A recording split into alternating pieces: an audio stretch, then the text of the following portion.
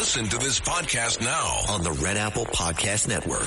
The Leadership Thread with Dr. Peggy Polonis. I'm Dr. Peggy Polonis. Join me on each episode where I unravel the story that shaped leaders, tracing the thread that led them where they are today. Because leadership isn't born in adulthood. And thank you once again for joining us on the Leadership Thread, education, ethics, and sustainability.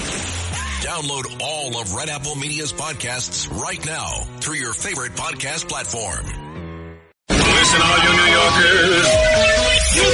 Taxi. Okay, man, we're looking around. This is the 77 WABC minicast. It is time, ladies and gentlemen. Been looking forward to this for the Saturday morning extravaganza, Boston Early's Rush Hour, our official astronomer. His name is Gary Swangin. He is just a brilliant mind, and Gary is just, I don't know, just one of the most, from the exciting people I ever talked to. Gary, the UFO files have finally been released. Some of them. Tell us why this is important. Tell us what you think about it. What is the highlight of this in your mind?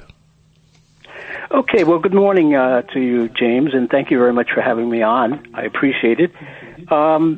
There are two things, namely, number one, it's the first time that the government has been open to letting the public know what's going on with regard to what they call unidentified anomalous phenomena. They changed that from unidentified area phenomena, and I'll tell you why they did that.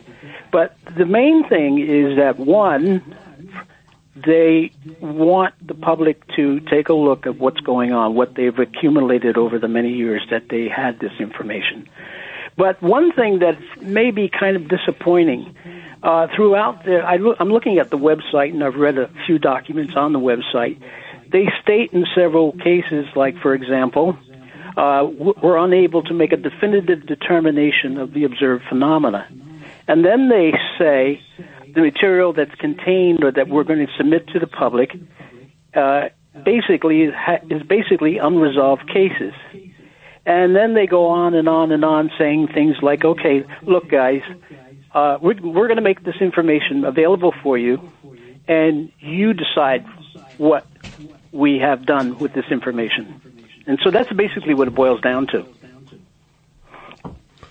Now, I've seen some of the photos of objects, just especially some of them over in the Mideast and others that just, what the hell are they? Do you have any idea what some of these things could be?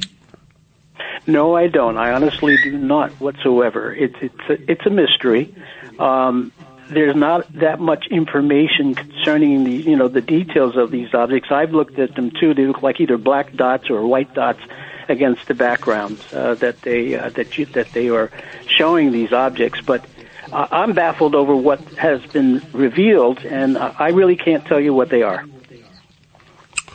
Well, here's something else. According to Fox today, the declassified Apollo mission files finally should put to bed all these conspiracy theories about the moon landing. What do you think? I think it has. I looked at those images. But I think that there still will be people who will doubt the fact that there were successful landings on the lunar surface. I still believe that. One thing that's going to happen, James, is that this is going to open the door for a lot of books to be written about what these files represent. There's going to be a lot of buzzing around, and the public's going to probably be more active in making visual observations, going outside, looking up at the night sky. The only problem is they have to be careful because there's a lot of people. We get numerous telephone calls from people saying they see various objects in the sky, but they don't give us enough information that we can make a really intellectual or a determination of what these objects are. All right, let's get to the bigger questions. What's not in there? They did not even come near addressing the big question that everybody has. Are we alone in the universe? Are we alone? Is there... Gary? Yeah. Are we alone in the universe? No, they did not do that, and they're making it very clear. And if you read some of the documentation, it'll say, this has nothing to do with aliens. It has nothing to do with extraterrestrial life whatsoever. And I don't know whether that's good or bad, but you get that. I mean, we're not going to find out where E.T.'s home is located, that's for sure. But there are other ways in which we can make that our presence known or establish some communications outside our own solar system. But this may not be the way. Are we alone in the universe, Gary? No, I don't think so whatsoever. As I mentioned to you earlier in one of our conversations, we have a large number of stars, millions of stars, and I say like between 100 million to 400 million stars in our Milky Way galaxy, and there are numerous, hundreds of millions of galaxies, almost in the trillions, if you'd like to say so. So we're not alone in the universe. The problem is that the distance separating the stars is so vast that even if we try to communicate with extraterrestrial life using radio techniques, our radio signals that we have broadcast are just reaching the nearest stars in our Milky Way galaxy. Not even the furthest stars. I often say, Gary, and tell me if this is wrong, for most of us, not you, you're an astronomer, but if most of us were just taken somehow and just like like people take dice and they just, shake them up in their hand and throw them out. If somebody took us in the big cosmic hand, shook us up a little bit, threw us out in the Milky Way galaxy, we probably never find our way back home. Is that true? That's possible. Yes, that's possible. If we don't have any kind of navigational stars that we're familiar with, we would be lost in space. Absolutely. Lost in space. Sounds like a TV show. Let me ask you this. Area 51. There were 17 earthquakes reported last week out in Area 51, in the area of it, and the story lasted for about less than a day, and people are still concerned the United States may have found something, Area 51, blah, blah, blah. All this talk about technology. You're an astronomer. You're a man of science. How do you view this continued debate that has been raging in American society about the secrets that we don't know? What is really at Area 51? What is there technology that is so advanced that it's being used now that the government knows it doesn't come from human sources? Ancient civilizations, technology, alien, all of this. You're a scientist. How do you look at all of this stuff? Well, I still look at it as, until we get more information about Area 51, more concrete information about Area 51, I don't think we should go out and speculate and mix apples and oranges. In other words, ancient aliens, ancient civilizations, and so forth. That is probably the most restricted area in the world or in this country. So other than what I know as an observer, it seems to me that it's a military complex. That's it, put out by the United States Air Force. But I don't have any information, to be honest with you, James, and I can't dare speculate anything beyond that. And that's what I love. Let me see the information before I make a conclusion. We're not going into conspiracy land stuff here.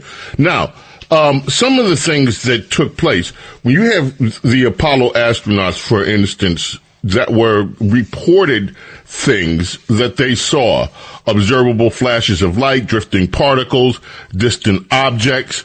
These are their observations. Some of it may be explained scientifically. Maybe there were some paint that came off and were illuminated from but what do you make of it? Not looking for a conclusion, but do you think that there is a possibility that our astronauts traveling in space have seen things that obviously they're not lying, they saw something? Do you think there is a logical explanation for some of what they saw, or could these things be beyond explanation at this point? Well, based upon what I've seen and what I've read, there it's a possibility that there's a logical explanation for what they have seen.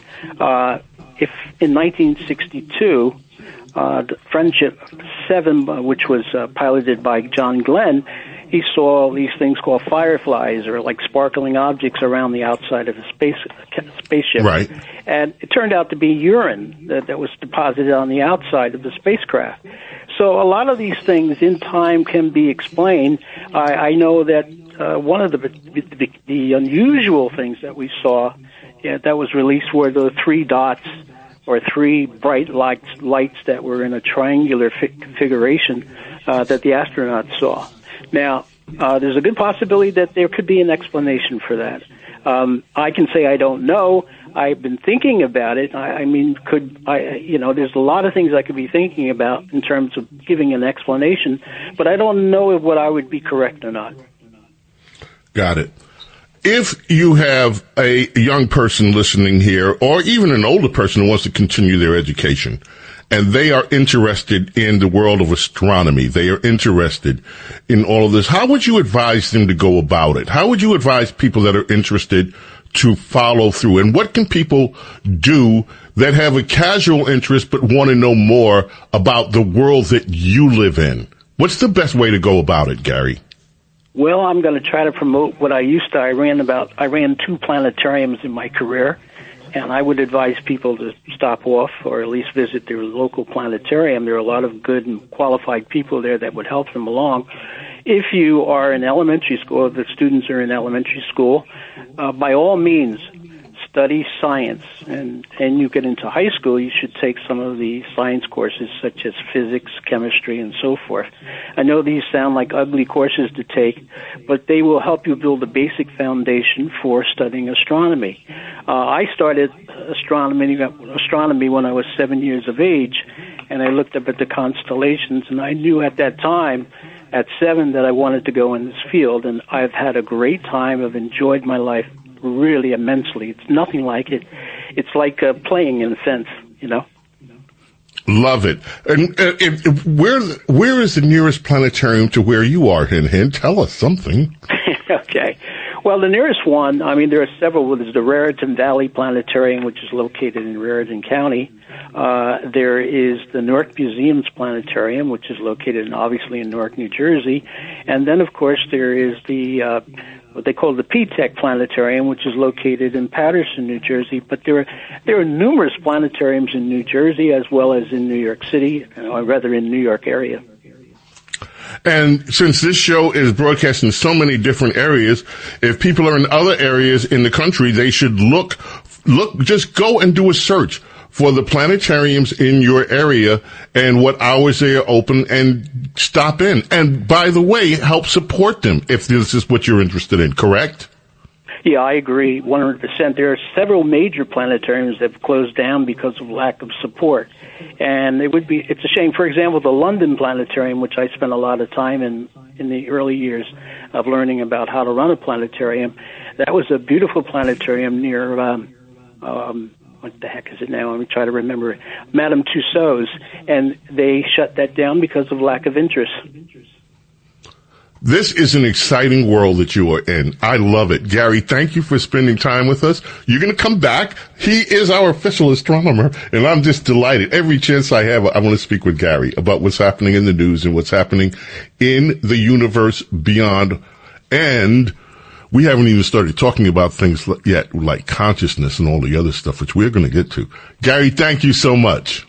Thank you very much, too, James. And as I usually say, clear skies. Clear skies, my friend. The James Golding Show on the Red Apple Podcast Network. The Marine Toys for Tots foster care program is bringing hope to children who need it most. Every 2 minutes, a child enters foster care, often with only a small bag of belongings. More than 400,000 children face trauma and uncertainty, many before age 8. This May, during Foster Care Awareness Month, Toys for Tots is creating Room for Joy. In 2025, nearly 375,000 children received comfort through toys, books, and essentials, reminding them they are not alone. Donate now and change a child's life.